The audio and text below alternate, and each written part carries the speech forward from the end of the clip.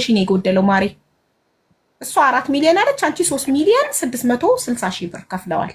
እሺ 3.8 እሷ እኮ አሁን የምትለው ዘይነባ የመጀመሪያው ክፍያ እኮ ልጆቹም ከከሰርን ከቀረም ይቅር ሪጀክትም ከባልም ምንም አልተባለን እኛ የመጀመሪያውን ክፍያ አንፈልግም አንጠይቅም ብለዋል ልጆቹ እኮ። አሁን እየጠየቁ ያሉት ሁለተኛ ዙር የከፈሉት ልጆች ብቻ ናቸው። እሱንም ደግሞ እኛ ሰዎቹን እኔ እየጠየቁ ነው ያሉት እነዚህ ቪዛ ለቪዚት ቪዛ ነው ይሄ ሁሉ ብር ህዝቤ እየከፈለ እየተበዘበዘ ያለው ቪዚት ቪዛ፣ እሱንም ለማይሄድ ለውሸት ቪዛ። አሁን ሃይማኖት መዓዛ በደንብ ገልጻለች። ዘይነብ ያንቺ ተራ ነው። በመጀመሪያ ደረጃ አንቺ ያልሽው 4 ሚሊዮን ነው። እንዴት ላልሽኝ በመጀመሪያ 9 ሰዎች ሙሉ 350 ሺህ ከፈሉ ነው ያልሽው ነው አይደለም? አልከፈሉም ለኔ አልከፈሉ ለራሷ ነው የከፈሉት። መዓዛ ተራሽን ጨርሰሻል። ዘይነብ ታውራ። አሁን ለሷ ነው ጥያቄው።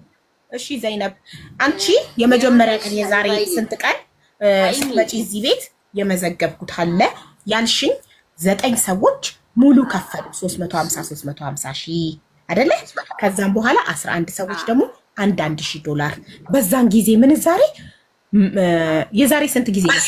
140 ሺህ 11 ሰዎች ከፈሉ ብለሽኝ ነው አመት ይሆነው 120 እሺ 120 ሺህ 11 ሰው ጋይስ ያዙልኝ 11 ሰው 120 ሺህ ከፈሉ ዘይነብ ያለችው 9 ሰዎች ደግሞ 350 ሺህ ሙሉ ክፍያቸውን ከፈሉ 20 ሰዎች ማለት ነው።